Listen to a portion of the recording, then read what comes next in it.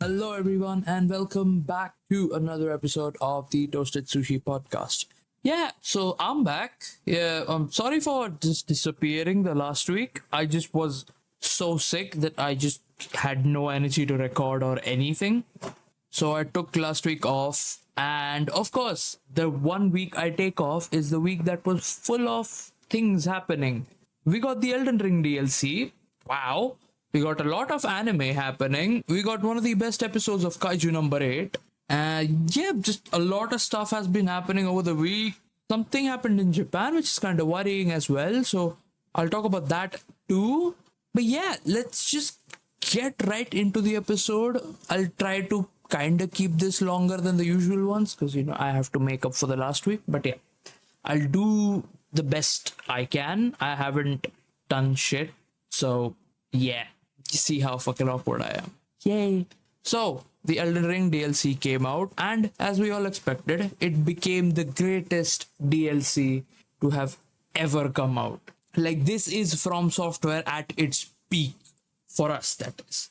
Miyazaki is there like, I could do better. And we just like, what's up from here? Like, this, you've shown us peak. You're saying that this ain't even peak? Bro, what? So yeah, the Elden Ring DLC called Shadow of the Erd Tree came out, where we, finally are looking for that guy, the guy whose hand was throwing out, and the guy for whom Melania gave us nightmares, Mikola. Yeah, you go into a completely different area called, I think it's called the Shadowlands or something like that. Yeah, it's called the Lands of the Shadow. Yeah, so you go into the Lands of the Shadow, and you are on your journey to find Mikola. Like, oh, where you, bro? What you on about? Like, where has Mikola gone? What is Mikola doing? Also, FYI, for anyone who wants to actually play this, you need to beat Radahn and Mohg, like the Mohg Dynasty Mohg, not the Sewer Mohg, Big Boy Mohg. You have to beat him as well. It's like the prerequisite. So yeah, beat that. Also, this is a really difficult DLC. Like, a lot of people have been crying about this being difficult. But what people don't understand is, even if you're level like 150 or like whatever, like very high level, it won't matter. The reason why people are getting pissed is because they just don't understand that the DLC has a completely different leveling system. And it uses these things called Skardu tree fragments, which is completely like, it only affects your character inside the Lands of the Shadow. So yeah, and like I've heard that every single boss is like very, very overpowered. Like, everything's a Melania now. Oh my goodness. This I'm excited to play the DLC. I haven't even finished my first run of Elden Ring. Why? I broke my controller, so I'm just stuck right now. Like, hey, I have to get it fixed. I keep forgetting to, cause work. I have a job now, by the way. I like work a week job. So yeah, that's that. That's another reason why I wasn't able to record. I barely got time. So yeah, coming back. The DLC itself, I've watched the entire gameplay. I watched Jacksepticeye's series, and it's pretty damn good. I loved it.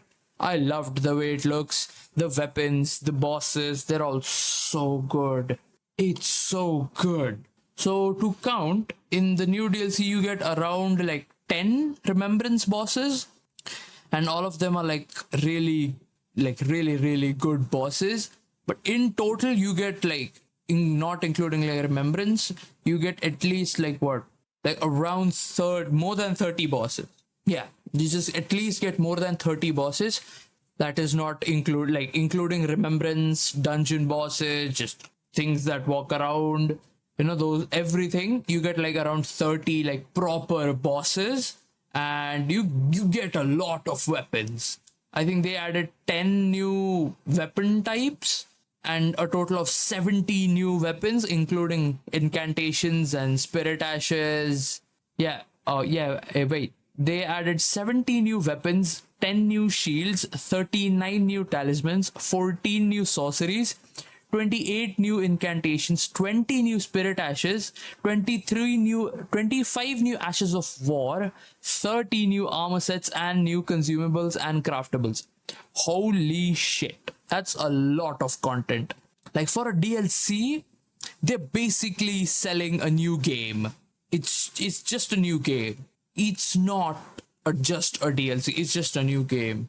It's so good. Like hats off to FromSoft for this. Like brother, this is amazing. This is so good.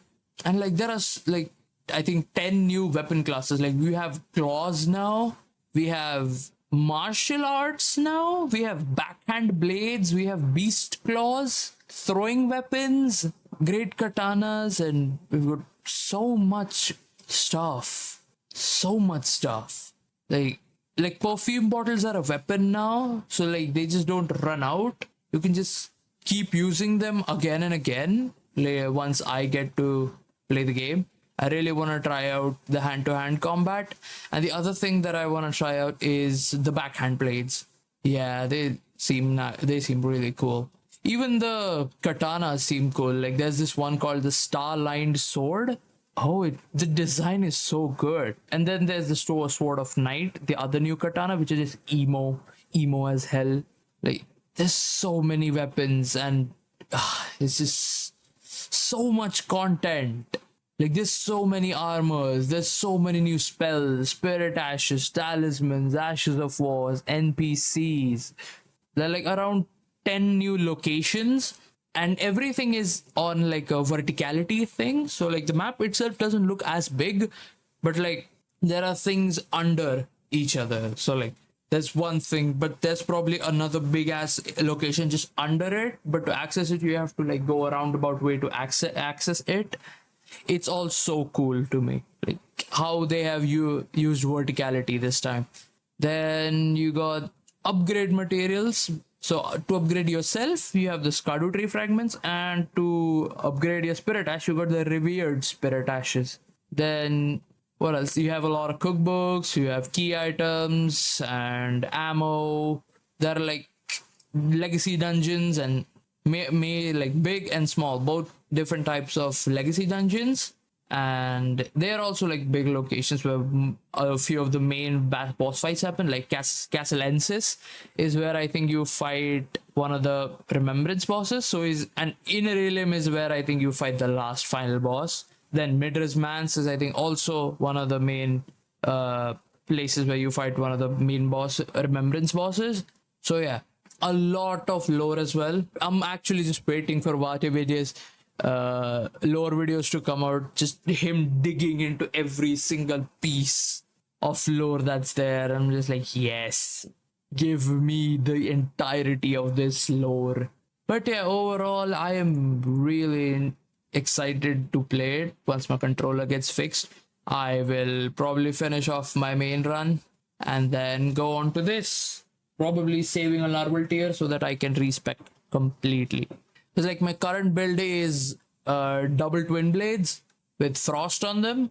So yeah, and I think I'm using the Godskin peeler and just regular twin blade, and I have frost on both of them. But once I am into the Lands of Shadow, I'll probably use one of the, also spoiler alert for one of the bosses, if you don't want to just like skip 10-20 seconds ahead. So like coming back, I want to use one of the weapons for one of the remembrance weapons, the sword that you get from Relana's remembrance, the Sword of Night and Flame, I think. It's such a cool weapon. The arts are so cool. I really want to use those.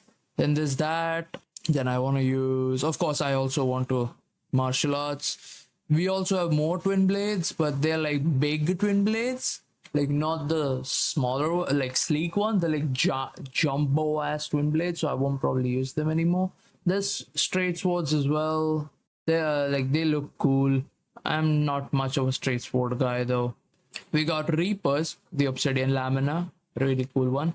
But yeah, basically like I want to try out as many weapons as I can, probably get most of them. Yeah, and there's just this one boss fight that I'm really interested about.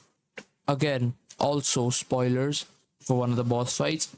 Here, the boss fight I'm talking about is Bale the Dread. I really want to do that boss fight. I really love, and main reason being Egon.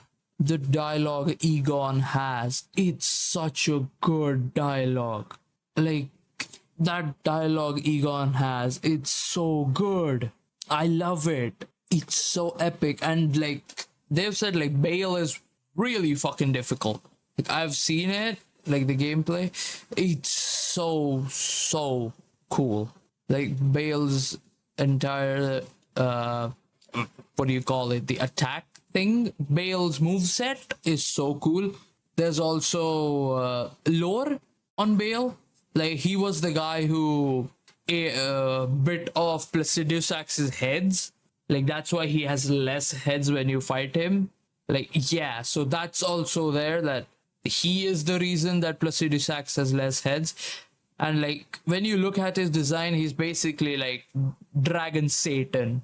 Yeah, he's just devil of dragons. Like, he's got missing limbs, just his wings are all fucked up, and yet he's so scary. It's so cool. Then another boss you fight is Midra, Lord of Frenzied Flame. Also really cool. So if you took the Frenzied Flame ending, this boss fight would be interesting if someone takes the Frenzied Flame ending and then does this. Really cool. I won't talk about the final boss because it's a bit too much of a spoiler. So I won't talk about the final boss, but it's fucking difficult. And to be honest, a lot of people have been going on about, oh, he shouldn't be the final game boss. Fuck you. He is him. He is fucking him.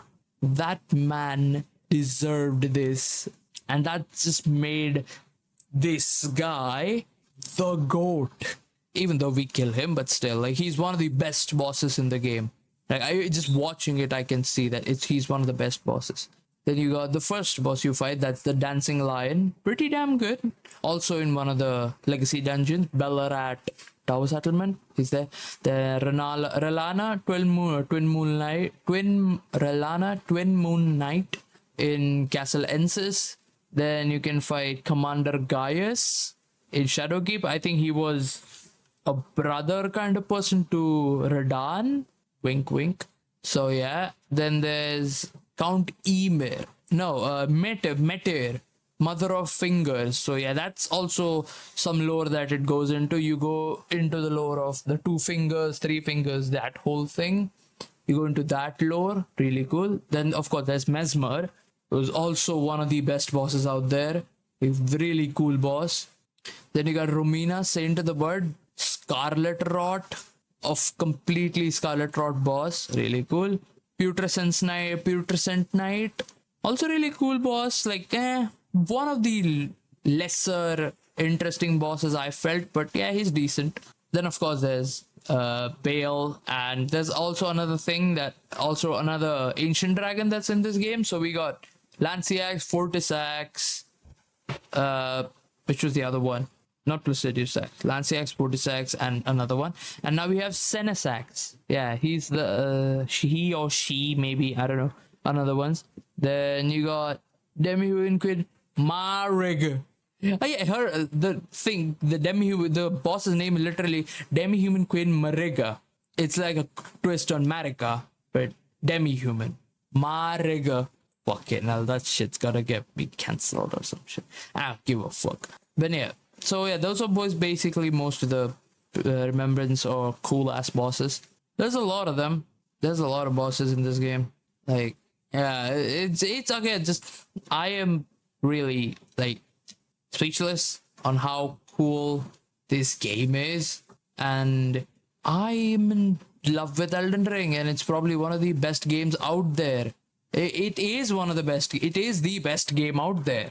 Best single player game out there. No, not even the best single player. The best game. It is the GOAT. There's nothing better than Elden Ring. If you don't want to play anything, play Elden Ring. Just play Elden Ring. Yeah, just play Elden Ring. You won't stop. The Elden Ring is that one game where even if you're dying, you're being put down, you still feel like playing it again. you can't give up.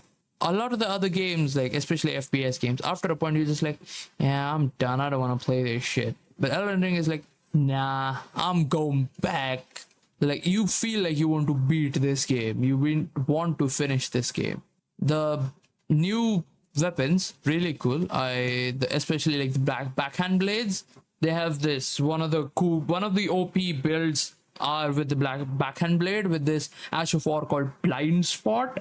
A lot of them, especially the base backhand blade, just off the bat has 85 blood loss.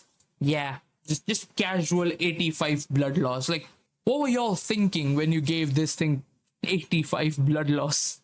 The thing has 85 blood loss, and this is base at +0, 85 blood loss. What the fuck? Huh? So yeah, that's basically what I want to talk about Elden Ring, the DLC. I will 100% be playing it. There is no doubt on me not playing it. Okay.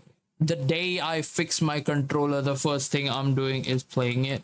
I'll stop everything to play it. Just drop everything else and just play Elden Ring. So moving forward, the thing about Japan that I was talking, since we are on the topic of Elden Ring, FromSoft, a Japanese company, and on Japan, let's talk about a thing that's kind of happening in Japan. There's like a flesh-eating bacteria which just like kills you. Yeah, and it's like reached 1,000 people in Japan. 1,000's pretty small, but like still, just kills you. It's kind of fucked up. Like, the shit just kills you. It eats you from the inside and just kills you. And this is something I thought of. Like, also, FYI, I have no idea what the fuck I'm talking about. Okay? I'm not a scientist or medical. I have no knowledge of anything medical. I just read flesh-eating bacteria, and I think zombies. Imagine the bacteria. You know, we become vaccines and shit come out. Okay? People become immune to that shit. What did the bacteria do? Bitch decides to evolve. Instead of eating on its own, it takes over the brain, makes the human eat other humans to get that flesh. Boom, zombie apocalypse. I swear to God, if something like this actually happens, I'm so fucked. I have nothing to do with any of this.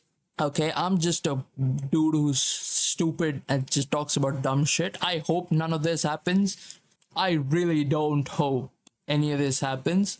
But if anyone wants to make a game or anything about it, do it. You know, it's a cool like topic. You can make a game or like a series or a book about it, but let's not have this in real life. It'll be kind of fucked up. So yeah, it's this flesh-eating bacteria, which is kind of worrying. Like, and they are saying that it's new and that there is a chance of it spreading. So yeah. And here I was planning to go to Japan this year. I'm still gonna go later, but I still will. Like, I still am going to go. Not now. I was never gonna go now. I was gonna go in like later second half of the year, which is like starts tomorrow. So that's that.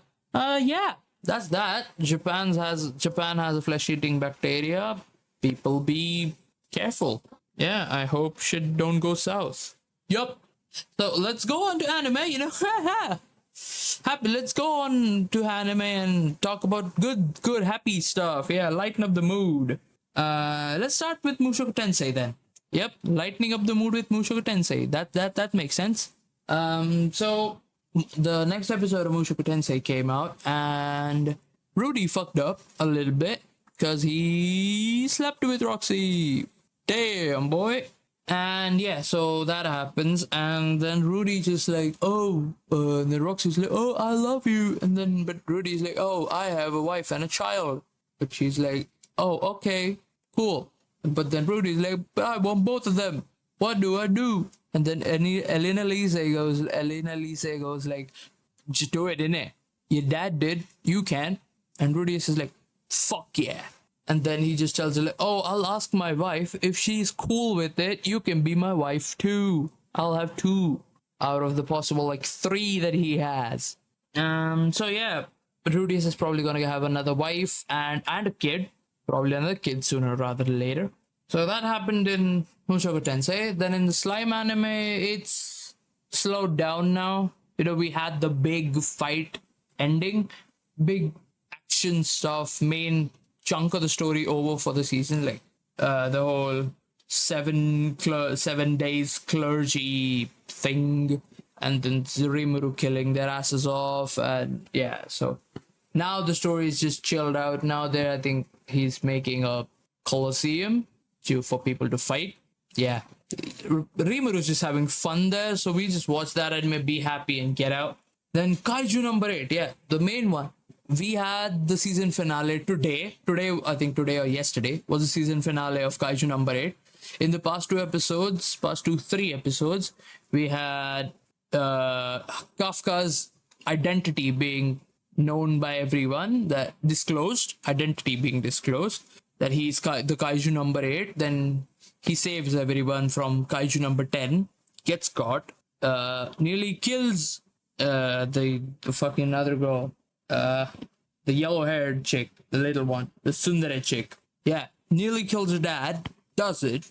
I mean, he goes berserk, and the kaiju inside him nearly kills her dad. He stops the kaiju by stabbing himself in the chest with his own hand. Then her father, who is the director of the army, just goes like, yeah, he's a good lad, I'll let him live, but he go fight for us. And yeah, that happened. So now we're waiting for season 2, which did get announced. Season 2 is coming. So I'm looking forward to that. Kaiju number 8 has been good. I still love the ending a lot. Then My Hero Academia. We had the best episode of My Hero of this season. That was Shoto versus Darby. Really cool episode, really cool animation. The best storyline in the entire anime.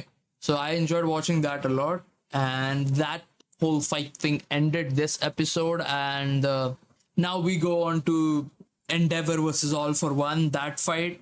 And I think after that, till final battle begins. That is Midoriya versus Shigaraki. I think. I'm not sure. The manga went into hiatus, so we have no clue when the final chapter is gonna come out. I think they didn't tell anyone like what's happening. I don't know. I'll have to check that if they announced when the final chapter is coming. But yeah, that happened. The new anime season's coming. I'll probably talk about that next week with a much well written script, or an actual script itself. I don't use scripts, but I'll just write down all the anime that I probably will be watching. Yeah, the Go-Go Loser Ranger. Again, I am really falling off of that anime. Like, they started off banging, but now it's like, it's alright. It's not big. It's okay. So then I'm also continuing Hunter x Hunter again. So yeah, that's nice. I think I said this in the last episode as well. But yeah, Hunter x Hunter's been fun. Yeah, I don't know. I'm really rusty right now. Like I didn't record any of the episode last week, so I've just like have too much to talk and nothing at the same time. Like, I have to do this. I have some other work as well. So I have to somehow manage everything together. I don't know when the fuck I'm gonna edit this. Probably like stay up tonight and edit this thing. Let's going back to everything else. Since the main chunk of the episode has ended, let me just talk a little bit about what I've been doing, what's been happening. So I've started working at one of my relatives' schools. They have a school, so I work there. I'm usually there the entire day. I live there as well, so it's a change of pace. I don't get to play as many games there. The internet's not as good, so that's why that's the main reason I'm just wanting to get my controller fixed so that I can play Elden Ring, because I can just play it in offline mode and I won't have to worry about internet and lag and shit. So yeah. Because the internet there is rather so slow, so I can't play anything like Valorant or X Defiant and stuff like that. Helldivers, also I just found out today that Helldivers has kind of died. A lot of the people have left the game. Like I checked today, and on Steam chart, it was at a barely like 25,000 players. Like, damn, that's low. I thought this game was that, but like, yeah, the games like these are the kind of games you'd play just like randomly out of nowhere. You're like, I don't have anything else to play. If I just want to blow up some steam, I just launch Helldivers because I can just shoot things, and yeah. So yeah, I get it. Helldivers losing the audience. I won't say losing, just people not playing regularly is the better way to say it. Like people won't play the game regularly, just people will play it occasionally. There will of course be a smaller niche of players who will still regularly play Helldivers. Not me, probably not. I'll still play it like every week, once a week and stuff, you know. One of my friends has it, so like me and him, we play Helldivers together, so that's the only time I'm probably gonna play Helldivers. Other than that, no, not really. So yeah, I don't really have a lot. Like I can't really form words really well right now. Yeah, so I'll just end the episode there. I'll probably make a better episode next week. This one's a bit scuffed. I just mainly, like, even though this episode is small, I just mainly just wanted to talk about Elden Ring, Shadow of the Erdtree. I just wanted to talk about the DLC, but I couldn't just make an entire episode out of that. So I was just like, you know what, let's make a shorter episode. And yeah, I'll see you guys next week, hopefully. You know, if I don't forget to actually record and edit, like I nearly did it this week. So yeah, goodbye.